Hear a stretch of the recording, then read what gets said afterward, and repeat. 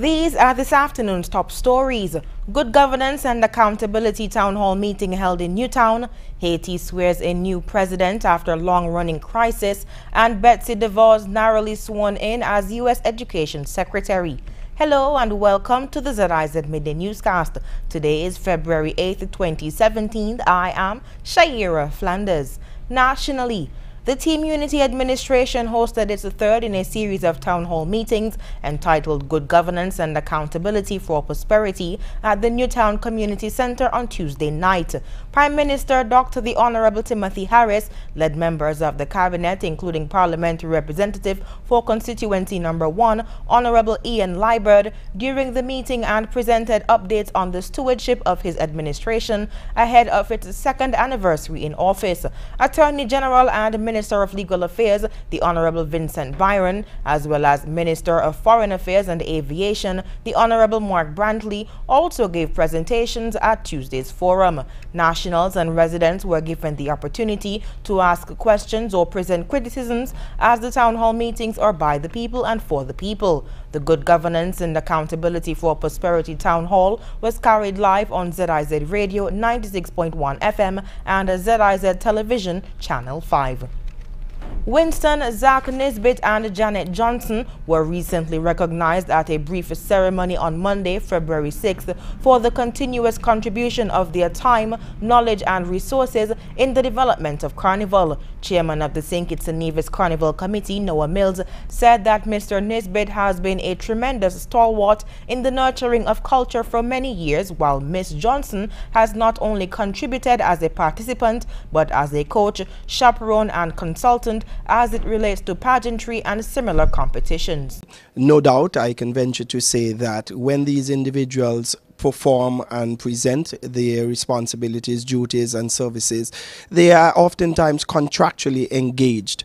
However, the Carnival Committee and the Minister, we both would have agreed that what we're here giving today is a token beyond that. So separate and apart from whatever they would have gained from offering their services, it's not as if they would have been engaged by us. We saw the significance, we saw the hard work. Deputy Prime Minister and Minister of Culture, Honorable Sean Richards, said that what both individuals have been contributing goes beyond Carnival. It is about the preservation, it is about sustaining, it is about maintaining our culture here in St. Kitts and Nevis.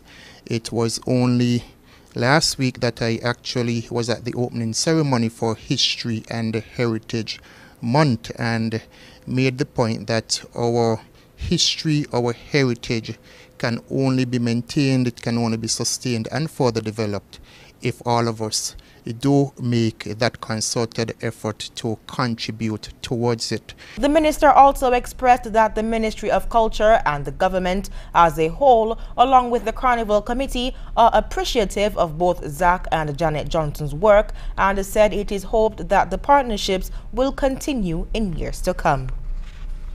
The Government of National Unity's week of activities to mark its second anniversary in office will commence with a church service and a gospel extravaganza on Sunday, February 12th. The church service at 8:30 a.m. at the Immaculate Conception Roman Catholic Church at East Independence Square, Bastia, will be followed in the evening by a gospel extravaganza at Greenlands Park at 6:30 p.m. with renowned American gospel singer and songwriter from Baltimore, Maryland, Jonathan Nelson. According to the artist's biography, Nelson was raised in the church. His father was a pastor, his mother served as First Lady, and his relatives were musicians, all of which led to the budding artist to the Baltimore School for the Arts and Morgan State, where he studied choir. Backed by his vocal ensemble Purpose, Nelson released his major label debut Right Now Praise in 2008, followed by Better Days in 2010. He then released the #1 gospel album Finish Strong in 2013. His most recent album Fearless debuted in 2016 with songs such as My Hope, Name of the Lord, You Are Good, Rehoboth, Amazing Love, Everything You Are, I Give You Glory, Brand New and Forever Settled. The gospel extravaganza will also feature several local entertainers, including Radical Praise, African Worship Team, Ali D and Orville Liddy. Moving on to news on the regional scene, after a year and a half of political crisis, Haiti has handed over power to an elected president. Jovenel Moïse now faces the task of creating jobs for the 70% of Haitians who are unemployed. He also has to deliver food aid to more than 1 million people affected by Hurricane Matthew last year. Al Jazeera's Mariana Sanchez reports. He was known as Banana Man. Now Jovenel Moïse, a banana exporter without any experience in public office, was sworn in as Haiti's 58th president. I understand this task is not easy, but I'm here to tell you I will work hard to bring change to this country, to make sure all Haitians can have a better life. Today is a good day for Haiti and a good day for democracy. He began his career as an auto parts dealer. He rose to power, handpicked by former President Michel Martelly as his successor. Moïse says he's the kind of person that gets things done. I want to be the bridge that connects people from the outside of the city to the capital. I want to be a president who will respect the constitution and defend our country. Moïse has a huge task on his hands. 70% of Haitians are unemployed, 60% live in poverty, and earthquake and hurricane victims are waiting for the new government to deliver on its promises. What many Haitians want is that Moïse can become a strong leader that can give them hope. Hope they can overcome the effects of natural disasters, unemployment, and a lack of food. Moïse won November's election with more than 55% of the vote. He'll govern with a majority in parliament, but he faces accusations of money laundering, something he denies. Former presidential candidate Mathias Pierre says Moïse will have to show he can fight corruption and unite a deeply divided country. I think by doing that, I think the president has a good chance of building the trust, because when people start seeing things, start seeing people at work, start seeing people working, I think there's a good chance to help the trust-building aspect of his government. On Tuesday, many Haitians in the capital celebrated the end of a political stalemate that left Haiti without an elected president for more than a year.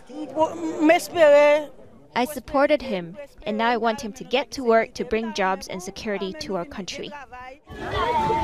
One of his first acts in office will be to persuade the international community to write a check for nearly $300 million, money to alleviate Haiti's immediate needs.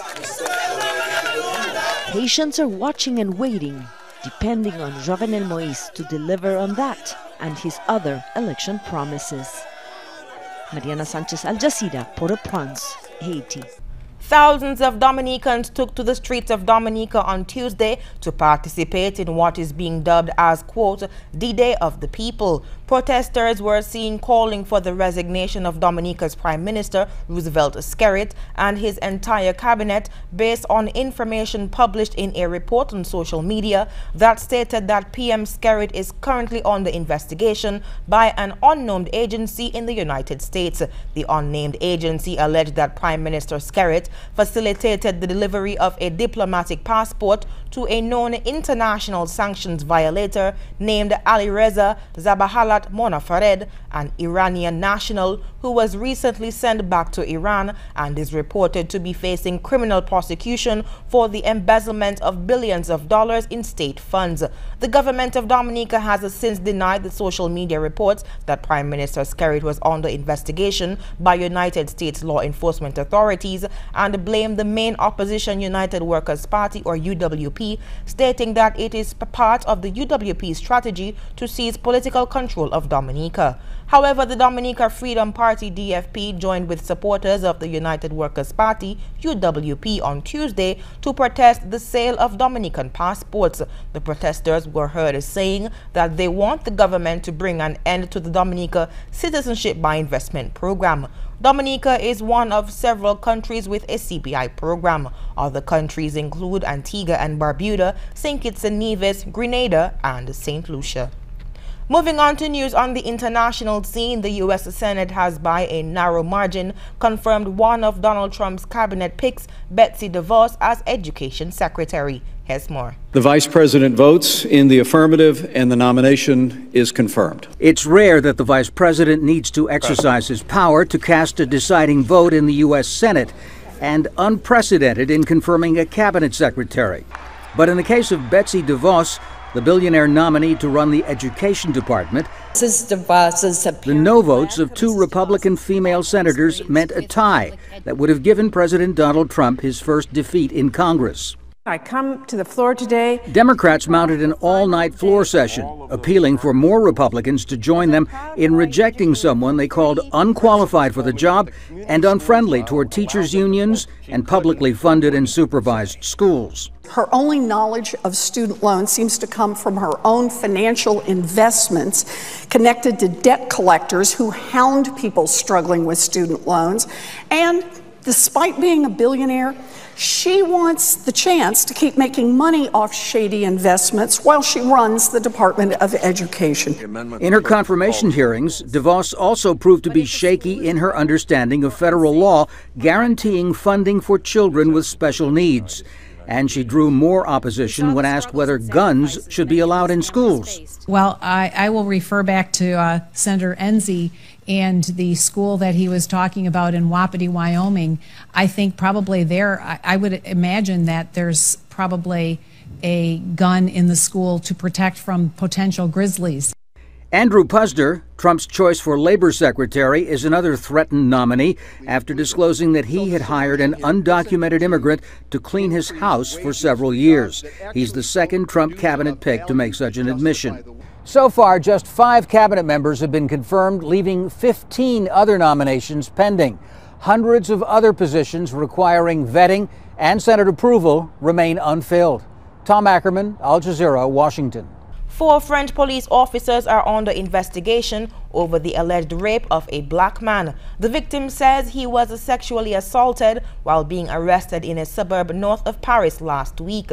The case is fueling anger against what many say is a pattern of abuse by French police. Natasha Butler of Al Jazeera has the details on that story. Speaking from his hospital bed with the French president at his side, 22-year-old Theo said he hoped justice would be done. Let's stop this war. Let's be united. I have faith in justice. Justice will be done. Theo was allegedly raped with a baton by police officers in the Paris suburb of Aulnay-sous-Bois. His injuries are so severe, doctors say he can't work for 60 days. His family say he's a talented footballer who works with young people and wasn't known to the police. The incident has fueled anger in a neighbourhood which already feels marginalised by authorities. Police checks are common, and for a 4th night, cars were set on fire. We are all unhappy here. We are burning cars because we are angry and want justice to be done, and for those guilty to be put behind bars. Well, what we've been seeing here are police walking around this area, shining their torches into various buildings and also firing tear gas into some of the apartment block areas. And it's that kind of heavy-handed approach which makes so many people who live here say that they are second-class citizens. I have nothing to hide. I see them, but they have a way of talking to citizens which is not okay. All 4 police officers have been put under formal investigation, 1 for rape. But that's not quelled people's fury. On Monday, hundreds marched in Aulnay-sous-Bois in protest. Mothers' groups are calling for calm. Few people here want to see a repeat of the riots which shook these suburbs for 3 weeks, more than a decade ago. Natasha Butler, Al Jazeera, Aulnay-sous-Bois. And now for the weather. Present weather is cloudy. Winds are moderate from the east to northeast at 13 miles per hour. Seas are rough with swells up to 9 feet. A warning remains in effect for small craft operators and sea bathers. The weather forecast for today predicts partly cloudy and breezy conditions with a chance of a few passing showers. Tonight will be partly cloudy with a few passing isolated showers. That brings us to the end of the ZIZ Midday Newscast. Join us this evening for these stories and more in detail. Thank you so much for tuning in. I am Shaira Flanders. Have a good one.